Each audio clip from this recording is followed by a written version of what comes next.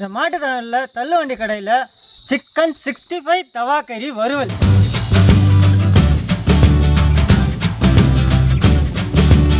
மதுரைக்காரங்க உணவு எல்லாமே தோரணையாக தான் இருக்கும். ஆனால் இன்னைக்கு இந்த வகையில் சும்மா பக்காவாக இருக்குது. காலையிலே நல்லா மூக்கு பிடிக்க தின்ன அப்புறம் என்ன நிற்க முடியாமல் நிற்க மாட்டுத்தாவணி கிளம்பியிருக்கோம் மதியம் தின்றதுக்காக. மதியம் சாப்பிட்றதுக்காக. மாட்டுத்தாவணியில் என்ன ஸ்பெஷலாக? மாட்டுத்தாவணியில் பஸ் ஸ்டாண்டு பூரா மாடாக இருக்குண்ணா. ஒரு காலத்தில் இருந்துச்சு, மாடெல்லாம் விரட்டி விட்டுட்டு இப்போ பஸ் ஸ்டாண்ட் பஸ் ஸ்டாண்டு கட்டியிருக்காங்க பங்காளி. இப்பயும் மாடு வருது. ஏன் பஸ் ஸ்டாண்டில் வந்து மாடெல்லாம் படுத்துருக்கு தெரியுமா?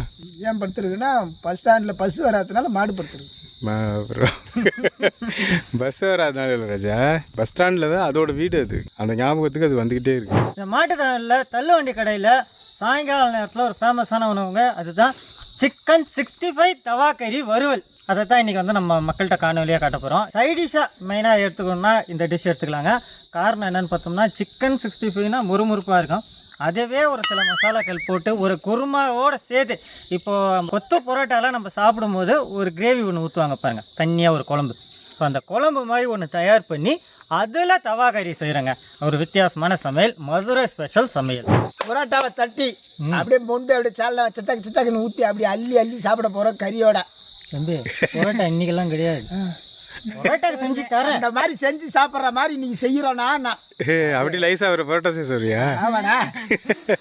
பரோட்டா எல்லாம் கிடையாதுங்க, இது ஒரு சைட் டிஷ் தான். ஸோ சைட் டிஷ்ஷை நம்ம அப்படியே மெயின் டிஷ்ஷாக வச்சு சாப்பிடுவோம். மதுரை மாட்டுத்தாவணி ஸ்பெஷல் சிக்கன் 65 தவா வறுவலுக்கு தேவையான பொருட்கள் பார்க்க போகிறோங்க. சிக்கனை சுத்தமான எள்ளெண்ணெய், மஞ்சத்தூள், தனிமிளகாத்தூள், மல்லித்தூள், கரம் மசாலா தூள், சீரகத்தூள், இஞ்சி பூண்டு அரவை, கார்ன்ஃப்ளவர் மாவு, அரிசி மாவு, உப்பு மாவு, ஏலக்காய், பட்டை, கிராம்பு, வாசனை பொருட்கள், வெட்டி வச்ச பெரிய வெங்காயம், தக்காளி பழம். நீ சொல்ல டிங் டிங் நடிச்சிட்டே இருக்கு. 12 ஆயிடுச்சு இல்லைங்களா? 12 அது அடிக்குதா? மாட்டு தயிர், கருவேப்பிலா, கொத்தமல்லி தழை, மிளகுத்தூள், நேமம், கோழி கறி. ஃபஸ்ட்டு நம்ம 65க்கு மசாலா போட்டுக்கலாங்க. ஒரு மசாலா போட்டுன்னு இருக்காரு. நான் ஒரு நாளைக்கு மசாலா போடலான்னு பார்க்குறேன். 65க்கு நிறைய டைம் நீங்கள் வந்து நான் உங்களுக்கு சொல்லி கொடுத்துருக்கேன். இப்போ 65க்கு மசாலா போட்டு நான் கடலை 1 கிலோ கறி எடுத்துருக்கேங்க. நான் கடலில் இருந்தால் தான் மசாலா போடுவேன். கடலை மசாலா வேணால் போடுறேன். இந்த மசாலா நம்மளுக்கு போட வராது. உனக்கு கடலையும் போட தெரியாது, மசாலாவும் போட இல்லை, தெரியாது. மசாலா போடுவார். எதுனா இப்போ அவன் மாமங்காரன் 1 நாளோ 2 நாளோ இப்போ வருவான். வந்தவனே என்ன பண்ணுவான்னா மசாலா போடுறான்வான். எம்சாண்டு, ஈசாண்டு, சிமெண்ட்டு, தண்ணி இதை கலந்து ஒரு மசாலா போட சொன்னீங்கன்னா நம்பி போடுவான். போடுவேன். வீட்டு கம்பியெல்லாம் வெட்டி வெட்டி போடுவான்.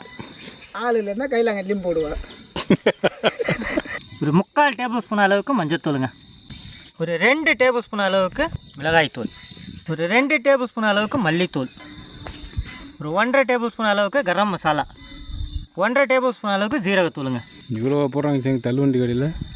எதுக்காக இந்த அளவுக்கு நம்ம மசாலா போடுறோம்னா, இப்போ நம்ம சமைக்கிறத பார்த்து தள்ளுவண்டி கடைக்காரங்க வந்து சமைக்க போகிறது கிடையாது.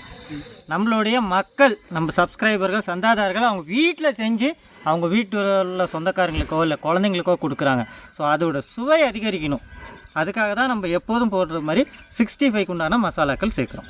மசாலா அங்கே என்ன செய்வாங்க, மஞ்சத்தூள், மிளகாத்தூள், அப்படி இல்லையா சிக்கன் 65 மசாலா வாங்கிட்டு வந்து போட்டு மாவு வகைகளை அதிகப்படுத்திடுவாங்க. ஒரு 50 கிராம் அளவுக்கு அரிசி மாவுங்க, அவங்க வந்து 100 கிராம் மேலே போடுவாங்க. ஒரு 50 கிராம் அளவுக்கு சோள மாவு, 65க்கு ஏற்ற மாதிரி தூளுப்புங்க, இஞ்சி பூண்டு பேஸ்ட்டு ஒரு 100 கிராம். எனக்கு நான் வயசு இருக்கும்போது சம்பாரிச்சின்னு அக்கா சொன்னாங்க. சம்பாரிச்சு என்ன பண்ண போகிறோம்? சம்பாரிச்சா செலவாகி போகுதுல்ல. அப்போ நம்ம சம்பாதிக்காதவே இருந்தோம்னா செலவாகுதுல்ல. சொன்னது ஒன்று புரியுது. காலையில் சொன்னார் தம்பி, ஆனால் இன்னைக்கு நான் போய் செல்லு வாங்க போகிறேன். நான் செல்லு வாங்குறதுனால தானே 1200 நீ கட்டுற மாதம். ஆனால் அது செல்லு வாங்கலான்னா 1200 மீதி தானே. அடுத்தவங்க குடும்பம் பிழைக்கணும் இல்லை, அதையும் பார்க்கணுண்ணா. அடுத்த குடும்பத்துக்காக நீ வேலை பார்க்குற அப்படிதானே? சரி, நான் இன்னும் என் குடும்பத்துக்காக வேலை பார்க்குறேன். ஃபஸ்ட்டு இந்த ஈரப்பதத்துலேயே பசஞ்சிக்கலாங்க. அக்கா பாத்திரம் வளர்க்குறாங்கல்ல, அது பேர் என்னன்னு கேட்டால் அண்ணன் கொண்டான்னு சொல்லணும், இல்லை பிளாஸ்டிக் கொண்டான்னு சொல்லணும். அது பேர் கேட்டால் டப்பா. இந்த ஊரில் என்ன சொல்கிறாங்களோ அதான் சொல்லுவாங்க. அவங்க உனக்கா மாற்ற முடியுமா? நீங்க கூட தான் உங்க ஊர்ல உளுந்தூர்பேட்டையில் உள்ளதெல்லாம் இங்கே வந்து சொல்லிக்கிட்டு இருக்க. கொம்பா, இந்த கம்புக்கு பேர் கொம்பு. கொஞ்சமாக தண்ணி சேர்த்துக்கிறேங்க. மாட்டுத்தானில் கேசரி பவுடர் கலந்துருவாங்க. நம்ம அதெல்லாம் இல்லாமல் வீட்டில் குழந்தைங்களுக்கு ஒரு ஆரோக்கியமான 65க்காக இது தயார் பண்ணுறேங்க. மாட்டு தாவணி வந்து இல்லைண்ணா, எல்லா ஊர்லேயும் கேசரி போட்டு கலக்குறாங்கண்ணா. அவங்க ஊர் நீ எப்படி குறை சொல்லுவ? ஆமாம்.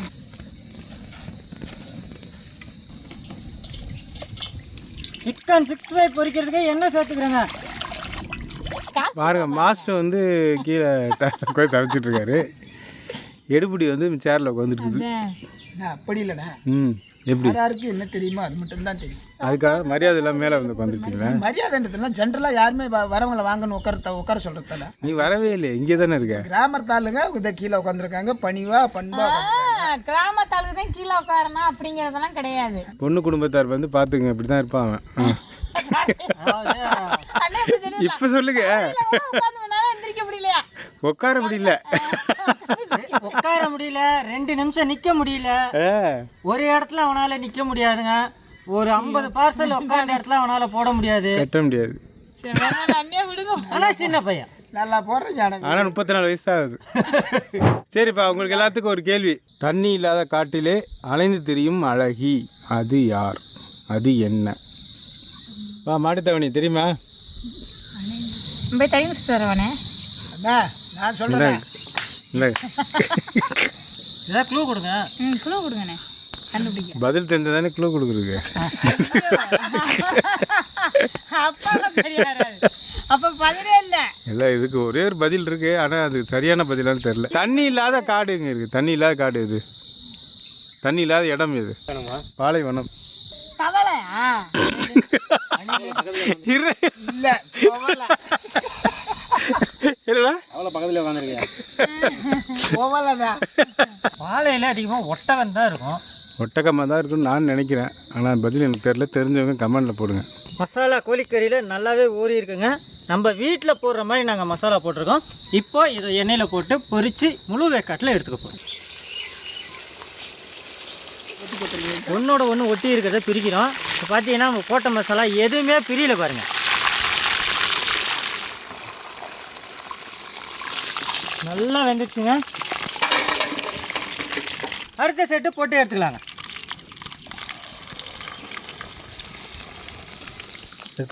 எடுத்துடலாங்க. நல்லா நம்மளுக்கு வெந்து வந்துடுச்சு.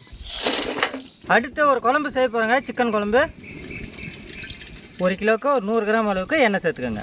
1 கிலோவுக்கு ஒரு 6 ஏலக்காய், ஒரு 6 கிராம்பு, 2 துண்டு பட்டைங்க, ஒரு 200 கிராம் அளவுக்கு வெங்காயம் சேர்த்துக்கோங்க.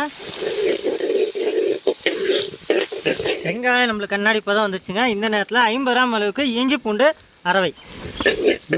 சிக்கனை பொறுத்து அடுத்த ரெசிபி ஒன்று ரெடி பண்ணிடுவோம். ஒரு 150 கிராம் அளவுக்கு தக்காளிங்க. வெங்காயம் தக்காளி நல்லா குழஞ்சிருச்சுங்க. இந்த நேரத்தில் 1 கிலோ கறியை நாங்கள் சேர்த்துக்கிறோம், நீங்களும் சேர்த்துக்கிறோம்.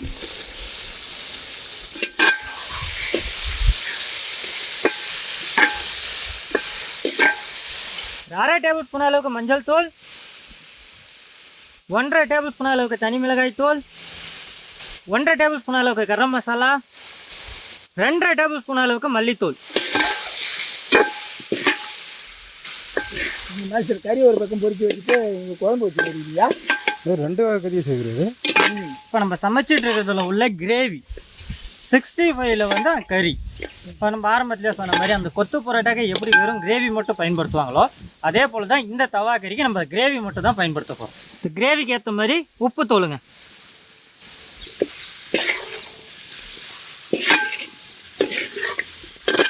அடுத்து ஒரு கொத்து அளவுக்கு கருவேப்பிலை, ஒரு கைப்பிடி அளவு மல்லித்தலை.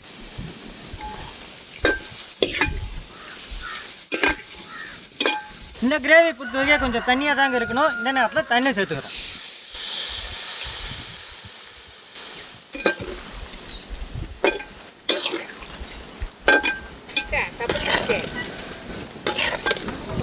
கோழிக்கறி 65யும் தயார், கோழிக்கறி கிரேவியும் தயார். இப்போ எப்படி ஒரு 65 தவா கறி வறுவலாக்குறோன்றதை பார்க்க போகிறீங்க. இறங்கிற தம்பி. தவா வச்சாச்சியா.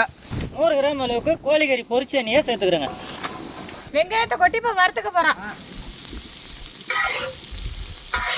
150 கிராம் அளவுக்கு வெங்காயத்தை பொடியாக வெட்டி சேர்த்துருக்கோம். வெங்காயம் நம்மளுக்கு நல்லா வதங்கி வருதுங்க. இந்த நேரத்தில் 1 டேபிள் ஸ்பூன் அளவுக்கு இஞ்சி பூண்டு பேஸ்ட்டு, ஒரு 2 தக்காளி சேர்த்துக்கப்போம்.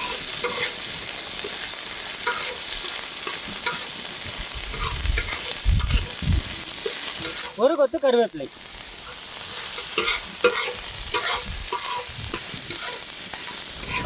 சிக்கன் வந்து உள்ள இறக்கிக்கிறான்.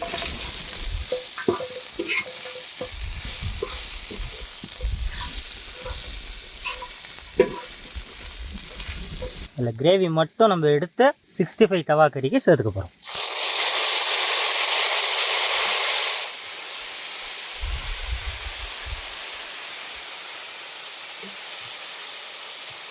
கொஞ்சமாக தூள் உப்பு, ஏன்னா அது வெங்காய தக்காளிக்கு மட்டும் கொஞ்சம் தூள் உப்பு.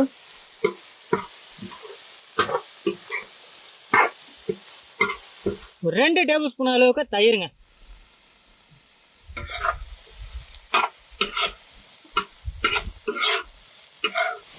ஒரு டேபிள் ஸ்பூன் அளவுக்கு மிளகுத்தூள், ஏன்னா மதுரைக்காரங்க காரமாக சாப்பிடுவாங்க. ஸோ அதே போல் நம்ம செய்யணும்.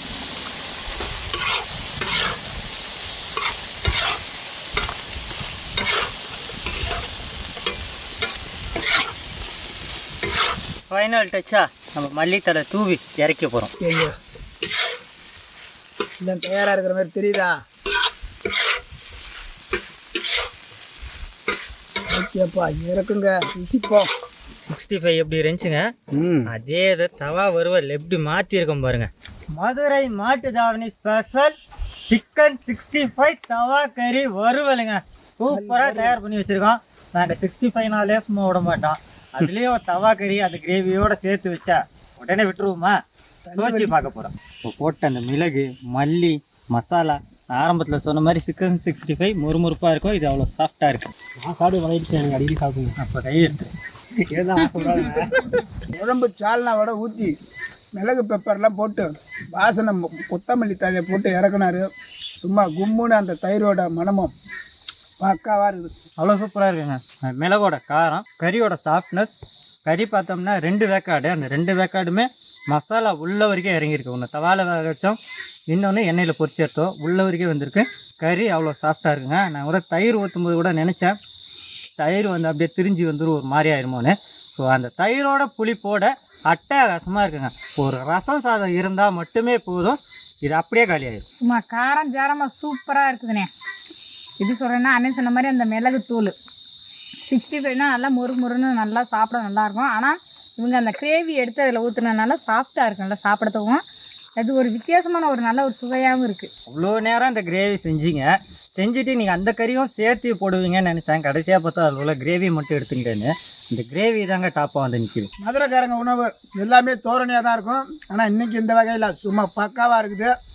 வேறு லெவலில் நான் இன்னொன்று எடுத்துக்கிறேன். மதுரைக்காரர் சொல்லுங்கள். நம்மளுக்கு அடிக்கடி முதல்ல சாப்பிட்டு பழகிடுச்சுண்ணே. ஆனால் அங்கேயோ டேஸ்ட்டோட எனக்கு எண்ணெய் வேறு செஞ்சு கொடுத்துருக்காரு. வேறு லெவலில் செஞ்சுட்டாரா? அந்த அளவுக்கு செஞ்சுருக்காரு. ஏன்னா நம்ம அந்த 65க்கு சேர்த்த மசாலாக்கள் அவங்க வந்து வெறும் மஞ்சத்தூள், அந்த சிக்கன் 65 மசாலா, கேசரி பவுடர் போட்டு நல்லா சிவப்பு கலரில் எடுத்துருவாங்க. காரணம் என்னென்னு பார்த்தோம்னா அவங்க 65ஆகவும் விற்பாங்க, இந்த மாதிரி தவாக்கறி வறுவலாகவும் விற்பாங்க. அதனால ஆனால் நம்ம எக்ஸ்ட்ரா மசாலாலாம் போட்டது டாப்பாகவே இருக்குது. வழக்கம் போல் இன்றைக்கும் அருமையான சமையல் நிகழ்ச்சி காட்டியிருக்கோம். வழக்கம் போல் இந்த உணவுக்கு ஸ்பான்சர் பண்ண திரு பாண்டியன் அவர்களுக்கும் இந்த வீடியோ பார்த்தவங்க எல்லாத்துக்குமே நன்றி சொல்லிக்கிறோம். இதே போல் வித்தியாசமான சமையல் நிகழ்ச்சிகளை தொடர்ந்து உங்களுக்காகவே வர காத்துட்ருக்கு. அதுக்கு நீங்கள் செய்ய வேண்டியதெல்லாம் நம்ம கட்டுறது கையில் சேனலை லைக் பண்ணுங்க, ஷேர் பண்ணுங்க, கமெண்ட் பண்ணுங்க, சப்ஸ்கிரைப் பண்ணுங்க, மறந்துடாம பெல் பட்டனை ப்ரெஸ் பண்ணுங்க. ஃபேஸ்புக்கில் பேஜ் இருக்குது, அந்த பேஜை லைக் பண்ணுங்கள், ஷேர் பண்ணுங்கள், ஃபாலோ பண்ணுங்கள். இன்ஸ்டாகிராம்லையும் பேஜ் இருக்குது, பேஜ் நேம் கட்டுறது கையில் பாண்டி, அந்த பேஜை லைக் பண்ணுங்கள், ஷேர் பண்ணுங்கள், ஃபாலோ பண்ணுங்கள். அடுத்த ஒரு புதுவிதமான சமையலோட உங்களை வந்து சந்திக்கும் வரை உங்களிடமிருந்து விடைபெறுவது கட்டுறது கையில் குடும்பம். நன்றி, வணக்கம்.